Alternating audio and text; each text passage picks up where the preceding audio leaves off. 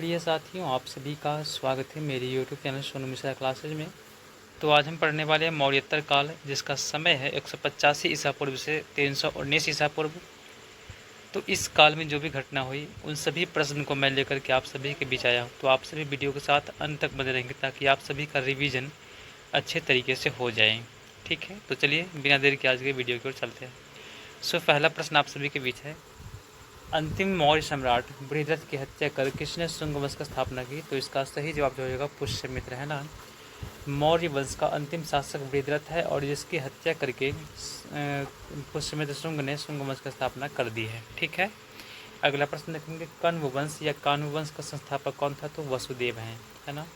इसके बाद सातवाहन वंश का संस्थापक कौन था? तो सिमुक है। प्राचीन भारत का महान व्याकरण पतंजलि किसका समकालीन था? तो यह पुष्यमित्र शुंग का था, जो शुंग वंश का संस्थापक हुआ करता था। ठीक है, पुष्यमित्र शुंग। अगला प्रश्न देखेंगे,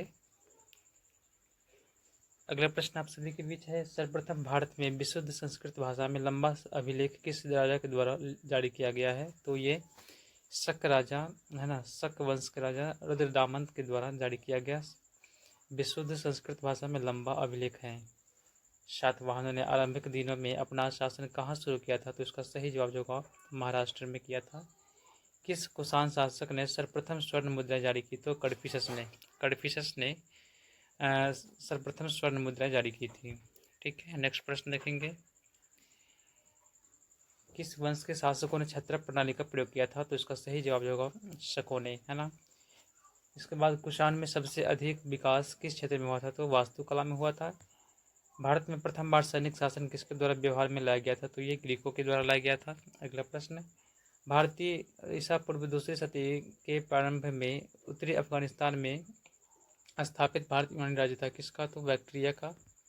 नेक्स्ट क्वेश्चन, सर्वप्रथम रोम के साथ किन लोगों का व्यापार प्रारंभ हुआ था? तो तमिल एवं चेरों का। सातवाहनों ने पहले स्थानीय अधिकारियों के रूप में काम किया था किसके अधीन? तो मौर्य के अधीन। और वह महानतम कुषाण नेता कौन था जो बौद्ध बन गया था? तो कनिष्क बन गया था, है ना।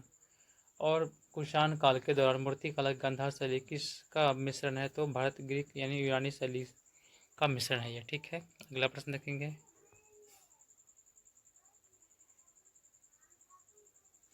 रोम साम्राज्य के अनुसरण पर किस वंश के शासकों ने कैसर सीजर की उपाधि धारण की थी? तो कुषाण ने। प्राचीन भारत में किसने नियमित रूप से सोने के सिक्के चलाए? तो कुषाण वंश ने नियमित रूप से सोने के सिक्के चलाए थे। मौर्य के बाद दक्षिण भारत में सबसे प्रभावशाली राज्य कौन था? तो वो सातवाहन वंश था। अगला प्रश्न, बुद्ध की खड़ी प्रतिमा जो किस काल में बनाई गई थी? तो वो कुषाण काल में बनाई गई थी ना। कुषाण काल में बुद्ध की खड़ी प्रतिमा बनाई गई थी। शुंग वंश के बाद किस वंश ने भारत पर राज किया था? तो कण्व वंश ने राज किया था। किस चीनी जनरल ने कनिष्क को हराया था? तो पेन चाओ ने चीनी जनरल को कनिष्क को हराया था। ठीक है, अगला प्रश्न देखेंगे, उत्तरी तथा उत्तर पश्चिमी भारत में सर्वाधिक संख्या में तांबे के सिक्के को जारी किया था किसने? तो कुषाणों ने ही।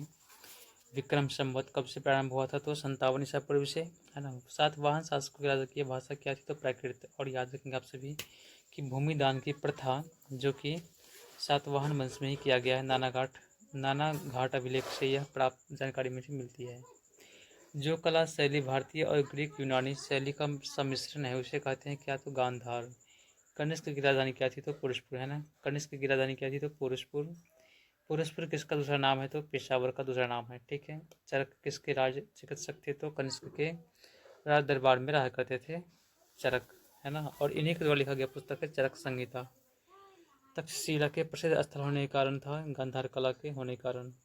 भारत में सर्वप्रथम स्वर्ण मुद्राएं किसने चलाई थी? तो इंट्रोबैक्ट्रियन ने, है ना। इसके बाद किस संग्रहालय में कुषाण कालीन मूर्तियों का संग्रह अधिक मात्रा में है? तो मथुरा संग्रहालय में। ठीक है, किस वंश के शासकों ने ब्राह्मण एवं बौद्ध भिक्षुओं को कर मुक्ति भूमि या गांव देने की प्रथा आरंभ की? तो सातवाहन वंश में, जो मैंने आपको पहले बता दिया है कि सातवाहन वंश में ही भूमि दान की प्रथा जो कि प्रारंभ की गई थी, है ना। भारतीय रंगमंच में यवनिका पर्दा का शुभारंभ किसने किया था? तो यूनानियों ने किया था। भारतीयों के महान रेशम मार्ग किसने आरंभ करवाया? तो कनिष्क ने करवाया था। शक संवत का प्रारंभ किस सम्राट के शासनकाल में 78 ईस्वी से हुआ था? तो कनिष्क की। तक्षशिला विश्वविद्यालय स्थित था कहाँ, तो भारत में, लेकिन अब पाकिस्तान में हो गई है। ठीक है। इसके बाद कुछ नोट से ध्यान देंगे आप सभी। वर्तमान में तक्षशिला पाकिस्तान के रावलपिंडी जिले में स्थित है। प्राचीन काल में यह शिक्षा का प्रमुख केंद्र था। चाणक्य, चरक आदि ने यहीं से शिक्षा प्राप्त की थी, है ना। प्राचीन काल में कलिंग का महान शासक कौन था, तो वो खारवेल था। बुद्ध का सिक्के बुद्ध का किसके सिक्कों पर अंकन हुआ है, तो कनिष्क के। योधे सिक्कों पर किस देवता का अंकन मिलता है, तो कार्तिकेय का।